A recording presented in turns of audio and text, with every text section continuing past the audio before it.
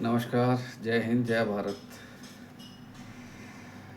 CJP rally Jantar Mantar पे जो चल रही है, वहाँ पे भीमराव अंबेडकर जी की फ़ोटो ले लेके और संविधान ले लेके उसको बहुत हाईलाइट किया जा रहा है। डॉक्टर भीमराव अंबेडकर हमेशा शिक्षा पे जोर देते थे। उन्होंने हमेशा यही कहा कि शिक्षित बनिए पहले। आप अपने अधिकारों के लिए तब लड़ सकते हैं जब आप शिक्षित हैं। दूसरा, कॉन्स्टिट्यूशन, जो संविधान उन्होंने बताया, अधिकतर लोग वहाँ खड़े हैं उनको संविधान पता भी नहीं है, पढ़ा भी नहीं है। काफ़ी लोगों को, 10% लोगों को मालूम होगा, 90% लोगों को नहीं मालूम होगा क्या लिख के गए।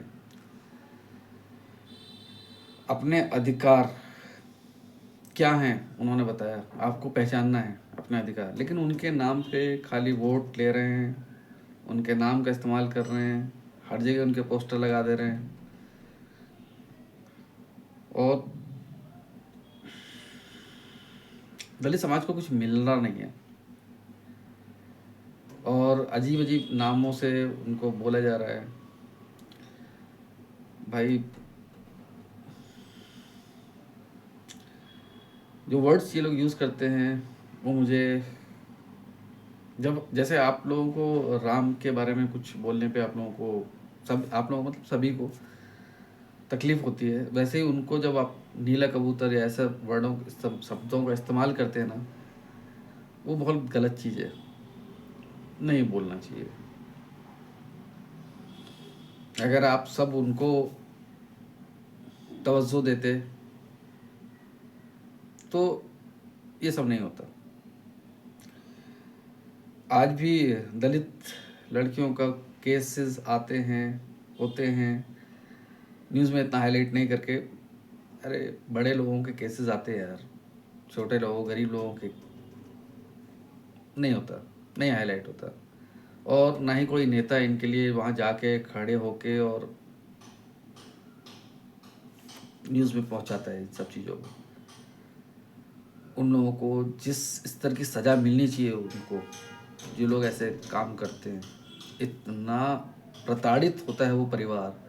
फाइनेंशियली तो प्रताड़ित रहता ही है एक दलित परिवार, ऊपर से समाज उसको और ज़्यादा प्रताड़ित कर देता है। अलग अलग एरिया का, खैर मैं तो एक रिपोर्टर हूँ, मैं आपको आगे जानकारी दूंगा। लेकिन रिपोर्टर का भी काम सिर्फ ये नहीं है कि हम जाके रिपोर्ट निकालें कि हाँ यार ये परिवार के साथ ऐसा हुआ वैसा हुआ। हम उसके आगे क्या कर सकते हैं, उस परिवार को कैसे हेल्प कर सकते हैं, आगे कैसे लड़ सकते हैं, उनको वापस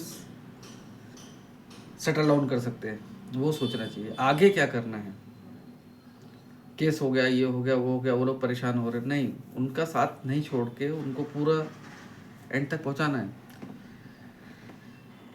हर आदमी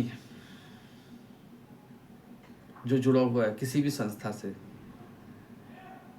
बहुत सारे एनजीओज हैं, दलितों के लिए काम करना चाहिए। एनजीओज को बहुत बहुत ज़्यादा तकलीफ लेके वो लोग के बच्चे पढ़ाई करते हैं। डॉक्टर भीमराव अंबेडकर जी के पास 32 डिग्रियां थी एंड 7 लैंग्वेजेस का उनको ज्ञान था। वो पढ़े, बाहर गए, पढ़े, उनको आने के बाद भी वो सम्मान प्राप्त नहीं हुआ। बड़ा खेद के साथ कहना पड़ रहा है, जो डिज़र्व करते थे वो उनको मिला नहीं। लेकिन वो चाहते थे कि आगे मैं कुछ ऐसा करके जाऊं कि इनकी, गरीबों की लोग सुने, गरीब गरीब बन के ना रह जाए, क्योंकि वो भी इंसान है। तो आदमी एसी में बैठ के बात बड़ी बड़ी कर लेता है। वाह, अच्छा ठीक है, एसी में बैठा कोई दिक्कत नहीं है, एसी में बैठना कोई, उसने मेहनत की है, अर्न किया है, एसी में बैठा है, अच्छी चीज़ है। लेकिन एक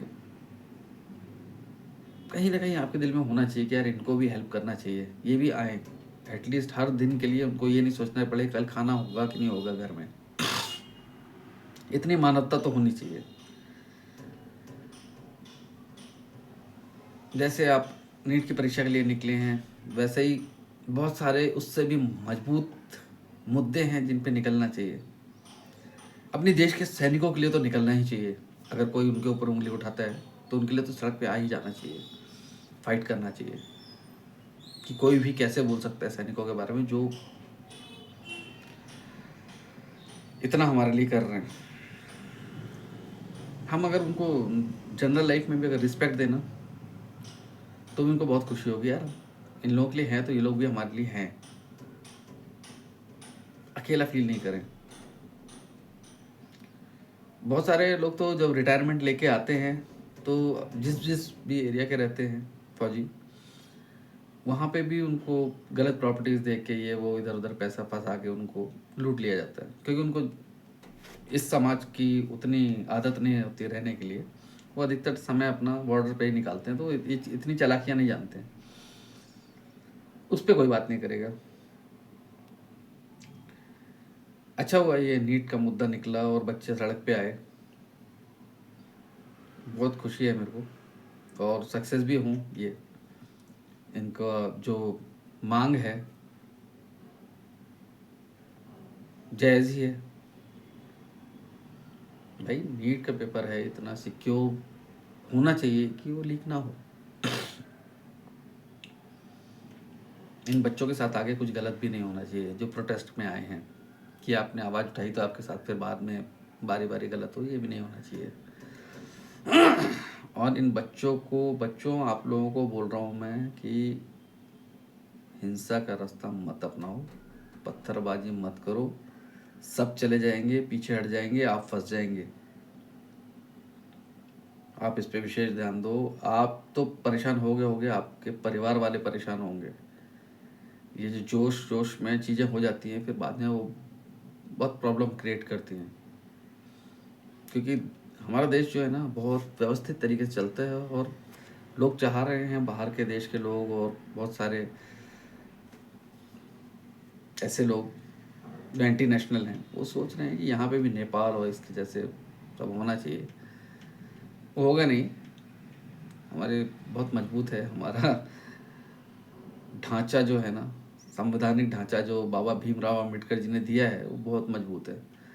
उनको बहुत कुछ लिख के गए हैं, उनकी आप किताब पढ़िए। आप जैसे महादेवी वर्मा, दिनकर जी की किताबें पढ़ते हैं, वैसे अम्बेडकर जी की भी किताब जरूर पढ़िए।